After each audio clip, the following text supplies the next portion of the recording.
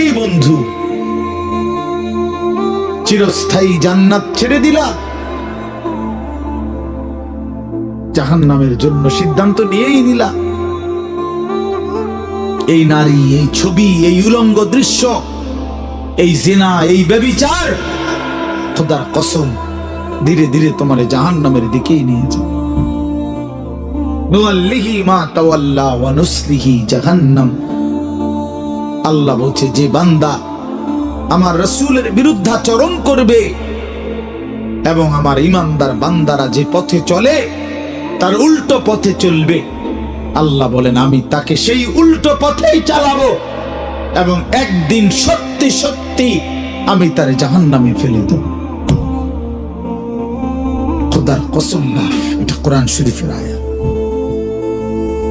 আমি এই মাত্র বলে আসছি, বলছি তোমরা যারা আমার একটা কথা মনে করো বাপ, ছেলেদেরকে তোমাদেরকে বলি, বাবা সারা দিন সারা রাত মোবাইলে নারী দেখো, ছবি দেখো, নাচ গান, এক ওয়াক্ত নামাজ যারা পড়ো না, কোনোদিন যারা ফজরের নামাজ পড়ো না, হালাল হারামের কোনো পার্থক্য নাই, কিন্তু কেউ তোমারে ফিরায় না।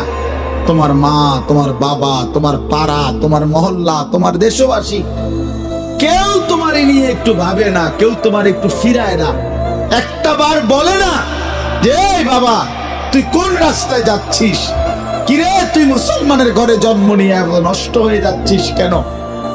যাকে কেউ ফিরায় না, কেউ বলে না, কেন বাপ? একটা বার, একটা ছেলে শুধু তুমি আমার কথা ভাইবো যে কেউ তোমারে ডাকে না কেন?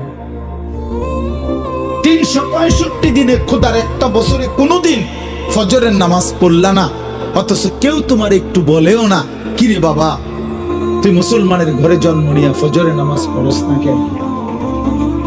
সারাদিন রাত তুমি মোবাইলের মধ্যে নারী নিয়ে, ছবি নিয়ে পড়ে থাকো, কিন্তু আপন মা বাবা, আত্মীয় স্বজন, পাড়া পড়োশি কেউ তোমারে ফিরাইবার জন্য একটু ডাকেও না, বলেও না। এমন হয়ে গেল কেন তোমার জীবনটা? কেউ তোমারে বাঁচাইতে চায় না কেন? মনে রাখো বাপ, মূল কারণ একটাই, তোমার উপরে আল্লাহর লানত পড়ছে, খোদার লানত, খোদার গজব পড়ছে তোর উপরে। এই জন্য আল্লাহর লানত পড়ে যার উপরে, তার থেকে গোটা সৃষ্টি মুখ ফিরায় নেয়। এটা মুখ ফিরায় নেয়, এটা জরুরি বিষয়, মুখ ফিরিয়ে নেয়। আমার মার বয়স এই মাত্র বললাম, আমার মা, আমি বললাম কিছুই বোঝে না, কিন্তু সেই মা আমার এখনো মনে আছে। একটা আশ্চর্য বিষয় হলো 75 বছরের কম হবে না আমার বয়স, মা আমার এখনো আমারে বলে, আমারে দেখলে বলে বা আমগরে বলে, আমার 44 বছর বয়স, আমার 4টা সন্তান আছে, আমি আজকে 21 বছরের চাইতে বেশি ওয়াজ মাহফিলে যাই, আলহামদুলিল্লাহ আল্লাহর দয়া। কিন্তু কসম আল্লাহ, মা এখনো আমারে বলে ফুত নামাজ পড়ছো, নামাজ পড়ছো। আমারে সব সময় বলে মা ফুত চাইও, মানুষে কত আনে মাহফিলে যাও, মানুষের লোকে চাইও টাকা পয়সা লইয়া ঝামেলা করো না। কতবার যে কইছে এই কথা, এটা মা আমারে আমার জীবনে। কি রে বেটা, আমার 75 বছরের মা তো, আমি 44 বছরের ছেলে, আমি আমার আজও ডাকে, তোরে কেন ডাকে না?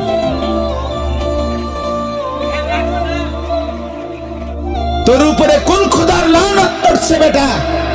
এই জন্য তো অব্যাহত ভাবে চোখের সামনে ছেলেটা চরিত্রহীন হয়ে যাচ্ছে, লম্পট হয়ে যাচ্ছে, এক ওয়াক্ত নামাজ পড়ে না, কেউ তারে ডাকে না। আহা, কেন এমন হয়ে গেল বাপ? তুমি এত বড় বঞ্চিত হইলা কেন বলো ভাইয়া? তুমি মনে করছো তুমি সুখের সাগরে হাবুডুবু খাচ্ছ? না ভাইয়া, তুমি তো ধ্বংসের সাগরে হাবুডুবু। তুমি তো ভাবছো তুমি বড় মজায় আছো, তোমার মাথার উপরে কারো ছায়া নাই, আসলে তো তোমার উপরে খোদার লানত। এই জন্য কেউ তোমারে ফিরাইবার চাচ্ছে না। এই জন্য বিবেক থাকলে আমার এই কথা ভাইব। বিবেক থাকলে, বিবেক থাকলে ভাইব। আমি তো ধমক দিলাম, তোমারে কেউ ধমক দেয় না কেন? কেন ধমক দেয় না? তোমারে কেউ ফেরায় না কেন?